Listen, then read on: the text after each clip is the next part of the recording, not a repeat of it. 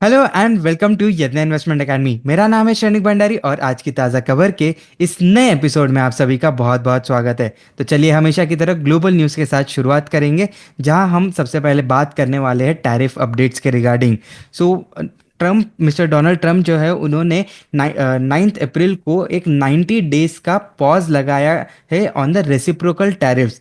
सो जितने भी टैरिफ यहाँ पे यूएस ने जारी किए थे, उन सभी पे 90 डेज का एक पॉज लगा रहेगा, एक्सेप्ट फॉर चाइना। तो चाइना पे जो टैरिफ्स है वो एज इट इज़ कंटिन्यू रहेंगे। एंड जब इन्होंने मिस्टर ट्रम्प ने ये अनाउंसमेंट की तो ऑलमोस्ट 12% से इंडेक्स बढ़े थे यूएस के। जी हाँ, 12% से S&P 500 एंड नैस्डैक जैसे मेजर इंडेक्स जो है वहाँ पे ये ऊपर यहाँ पे इन पे एक उछाल देखने को मिला था। अभी भी जो टैरिफ रेसिप्रोकल टैरिफ है, भले ही ये जो पॉज लगाया गया है, लेकिन जो बेस रेसिप्रोकल टैरिफ है 10% का, ये अभी भी कंटिन्यूड रहेगा। एंड इसमें almost more than 75 countries, that is what US is claiming, that they are ready for negotiations. So ये जो पॉज लगाया गया है, इसके पीछे का अगर हम कारण देखें तो सबसे मेजर कारण है कि यूएस के जो 10 ईयर बॉन्ड यील्ड्स है, उनमें बहुत बड़ा जंप देखने को मिला है। सिर्फ 5 दिन में ही यूएस के 10 ईयर जिसे कि यील्ड्स 3.9% से बढ़ के 4.5% तक के आ चुके थे। ऑलमोस्ट 60 बेसिस पॉइंट्स का जंप सिर्फ 5 दिनों में देखा गया था। एंड ये फियर्स आ रहे थे कि यहाँ पे जो अगर बेस ट्रेड होने लगे, यहाँ पे यूएस यील्ड्स के जो बेस है उनके ऊपर ट्रेड्स होने लगे, तो देयर वर फियर्स कि ये जो यील्ड्स है it can go more than 5% as well. So that is why यहाँ पे पॉज लगाया गया, ये एक मेजर कंसर्न देखने को मिला था। सो मनी मार्केट को कंट्रोल में लाने के लिए ये जो टैरिफ पे पॉज लगाया गया है, इसके वजह से जो कुछ ट्रेड्स यहाँ पे हो रहे थे, बेसिस ट्रेड जो हो रहे थे, वो यहाँ पे कोलैप्स हो गए हैं। And now investors are shifting to safe haven again. A flight of capital देखने को मिला है and that is why gold prices have रैलिड।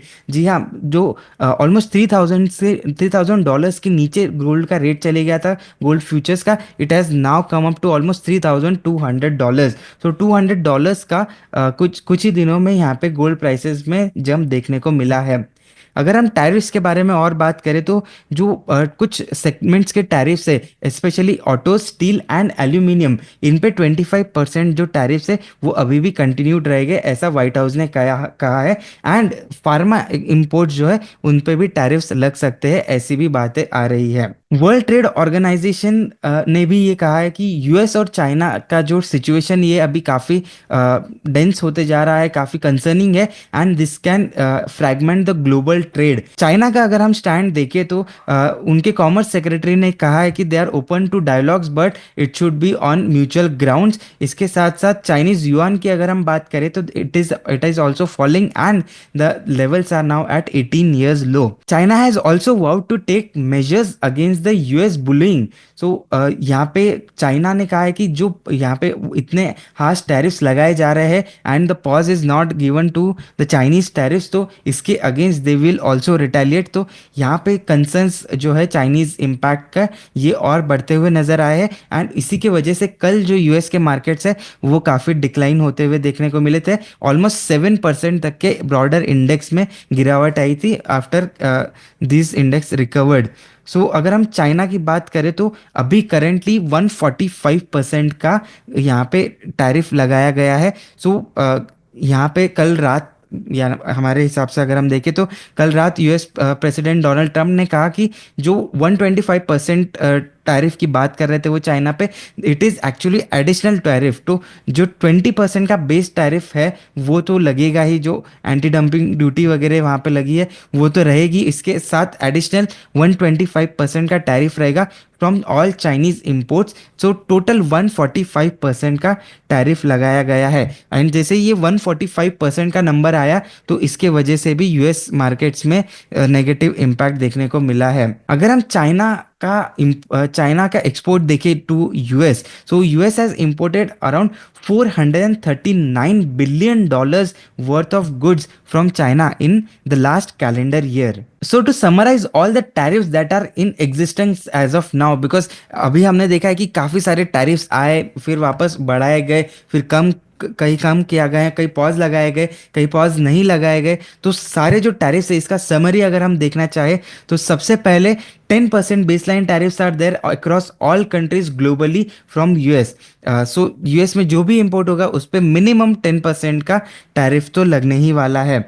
इसके साथ साथ ऑटोमोबाइल इंपोर्ट्स जो होंगे वहाँ पे 25% का टैरिफ लगाया गया है।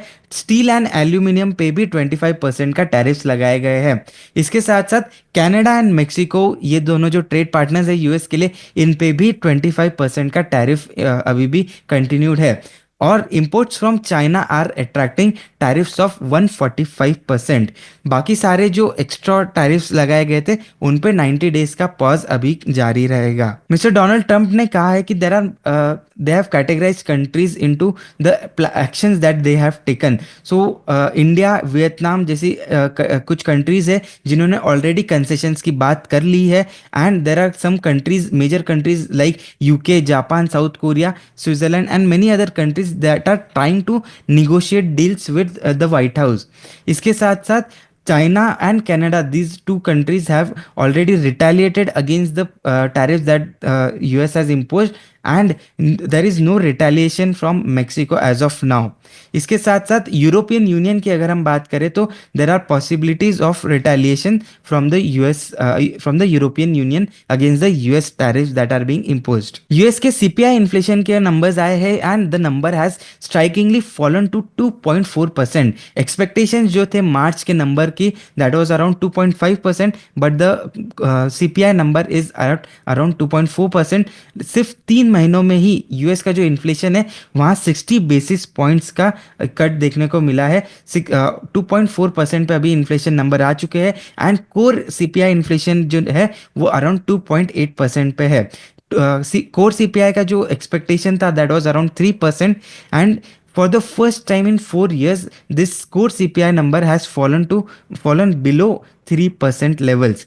इसके साथ साथ कंटिन्यूसली 2 महीनों से यूएस के जो इन्फ्लेशन नंबर्स है उनमें गिरावट देखने को मिली है। So inflation is cooling down, but जो अभी भी कोर सीपीआई नंबर है it is still above the Fed's target. Fed का target is around 2% of inflation. They want to control inflation to 2%, and current number is at 2.4%। US के जो CPI numbers है वो अभी कूल ऑफ होते हुए नजर आए despite the trade wars that are being going on.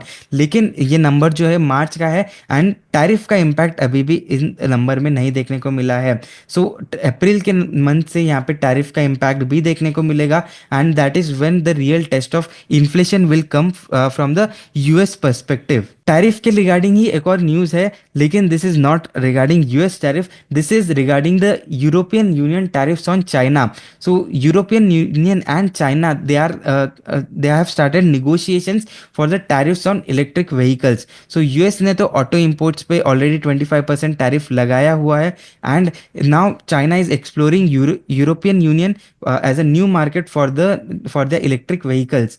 सो अगर हम लास्ट अक्टूबर की बात करें, लेटेस्ट अपडेट जो था, यूरोपियन यूनियन ने अप टू 45.3% के टैरिफ्स लगाए थे from on Chinese built electric vehicles. So अगर हम कंपनी वाइज देखें तो BYD के व्हीकल्स पे अराउंड 17% का टैरिफ लगाया गया था, 18.8% for Geely and 35.3% for SAIC।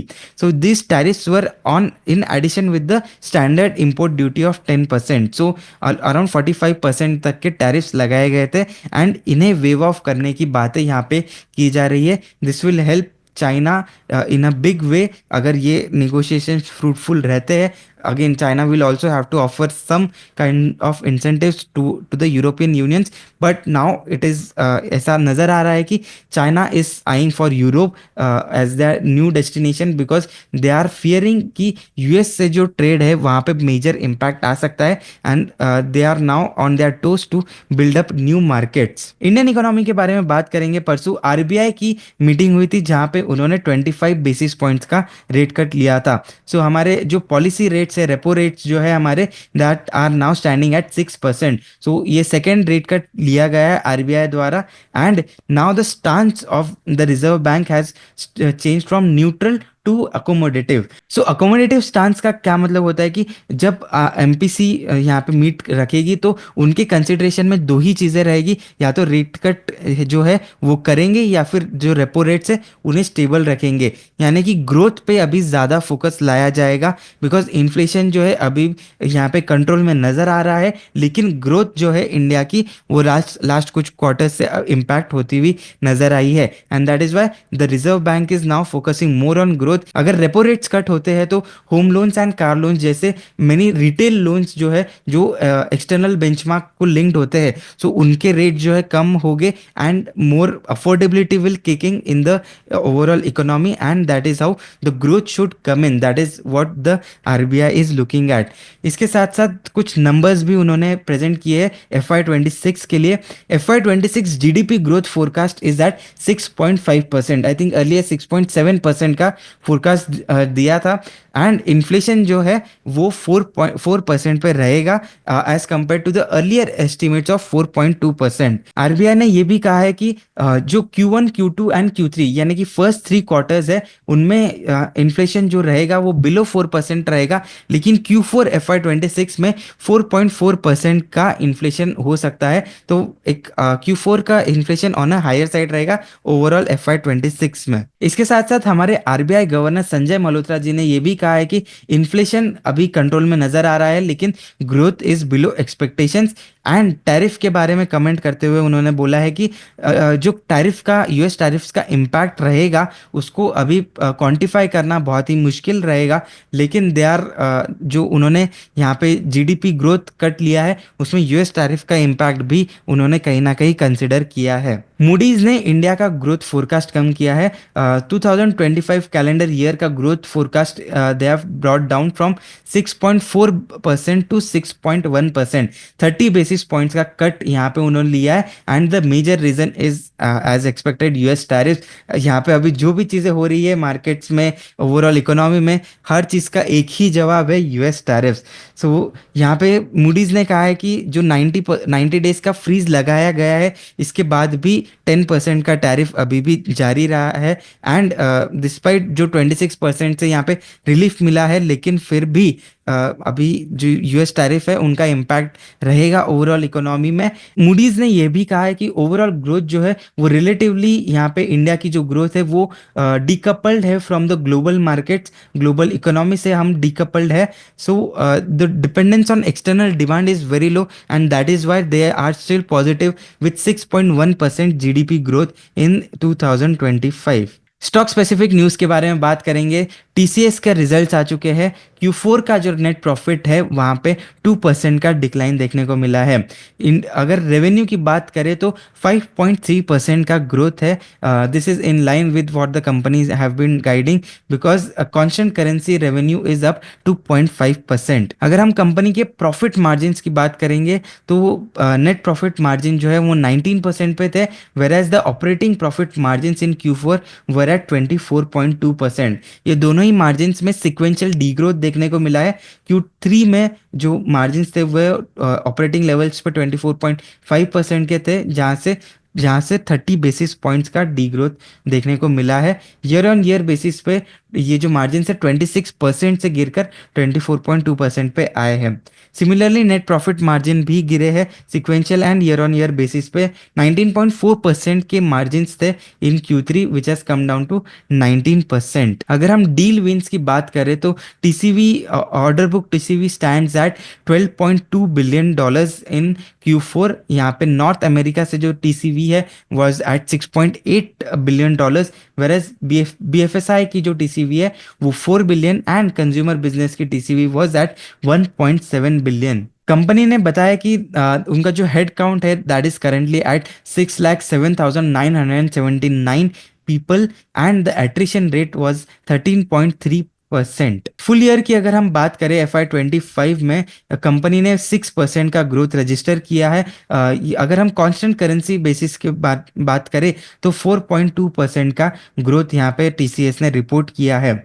Overall profitability की बात करें तो मार्जिन्स जो है वो 24.3% पे थे and net profit margins were at 19%। अगर फुल ईयर के हम ऑर्डर बुक की बात करें तो order book TCV was at $39.4 billion। Next news is regarding Avalon Technologies. Avalon Technologies ने जेप्को टेक्नोलॉजीज नाम की एक कंपनी में इन्वेस्टमेंट करने की बात करी है। यहाँ पे एक कंपल्सरीली कन्वर्टेबल प्रेफरेंस शेयर्स में कंपनी इन्वेस्ट करने वाली है एट ₹306 पर सिक्योरिटी। जेप्को की अगर हम बात करें तो ये जो कंपनी है it is involve in the design development and manufacturing of Motors, drives, controllers and power solutions, and they cater to various industries such as drones, electronic vehicles and defense industries. So Avalon Technologies basically would be the manufacturing partner जहाँ पे जो design है and जो technical know house है वो जेप्को के रहेंगे। सो यहाँ पे कंपनी का जो ऑर्डर मैन्युफैक्चरिंग बेस है वो बढ़ता हुआ नज़र आ सकता है आफ्टर दिस इन्वेस्टमेंट। अगर हम फुल्ली डाइल्यूटेड बेसिस के बात देखिए तो जेप्को में एवलॉन का अराउंड 4% का स्टेक हो सकता है, ऐसा कंपनी ने बताया है। The next news is regarding Deepak nitrite. Company ने 3,500 करोड़ का केपेक्स प्लान यहाँ पे अनाउंस किया है। सो ये जो प्लांट यहाँ पे कंपनी ने सेटअप करने की बात करी है it will be majorly towards the phenol and solvent manufacturing complex. So India का जो इस सेगमेंट में इंपोर्ट डिपेंडेंस काफ़ी ज़्यादा है and that is why they are planning to expand the domestic capacity. And अगर हम फिनॉल और एसीटोन की बात करें तो कंपनी ऑलरेडी 100% कैपेसिटी पे चल रही है, ऑपरेट कर रही है। सो जो न्यू कैपेसिटी है जिसमें कंपनी इतना मेजर इन्वेस्टमेंट करने वाली है वहाँ से 300 KTA का फिनॉल कैपेसिटी यहाँ पे कंपनी एस्टैब्लिश करेगी। इसके साथ साथ एसीटोन की 185 KTA एंड IPA की 100 KTA की कैपेसिटी यहाँ पे कंपनी सेटअप करने वाली है। कंपनी का कहना है कि ये जो न्यू एक्सपेंशन है it is expected to be completed within next 3 years। Deepak Nitrite ने अपने मेजर केपेक्स के बारे में बताया था लेकिन कोई कॉन्क्रीट प्लान्स अभी तक उन्होंने रखे नहीं थे। सो ये जो 3,500 करोड़ का मेजर केपेक्स उन्होंने बताया है तो वो एक बहुत अच्छा गाइडलाइन रहेगा फॉर द इन्वेस्टर्स। एंड यहाँ पे कंपनी ने बताया कि almost they are doubling their capacity for phenol and acetone. The next news is regarding the electronics industry. So China पे इंडिया का काफ़ी डिपेंडेंस है फॉर कंपोनेंट्स जो हम वहाँ से इंपोर्ट करते हैं। सो अभी जो यूएस चाइना का टैरिफ वॉर चल रहा है उसके बाद चाइनीज मैन्युफैक्चरर्स ने बताया कि they are willing to offer 5% discount to Indian companies and they are trying to renegotiate new contract. So Indian companies के लिए ये काफ़ी अच्छा हो सकता है। सो ये जो 5% का डिस्काउंट ये यहाँ पे जो चाइनीज मैन्युफैक्चरर्स ऑफर कर रहे हैं it can be very helpful for this industry because ये इंडस्ट्री जो है already it is a very low margin business. 4 to 7% के एवरेज मार्जिन यहाँ पे इस इंडस्ट्री में देखने को मिले हैं। So fridge, TV and smartphone manufacturers के लिए specially this could be very positive because इनका जो कॉस्ट है वो ऑलमोस्ट 2 to 3% से डाउन हो सकता है after this renegotiations. So overall अगर हम इंडस्ट्री की बात करें तो इंडस्ट्री जनरली 2 to 3 months के रॉ मटेरियल्स पे ऑपरेट करती है एंड जो फ्रेश ऑर्डर्स है they are expected to come. जो डिस्काउंटेड ऑर्डर्स है it can come from May और जून ऑनवर्ड्स।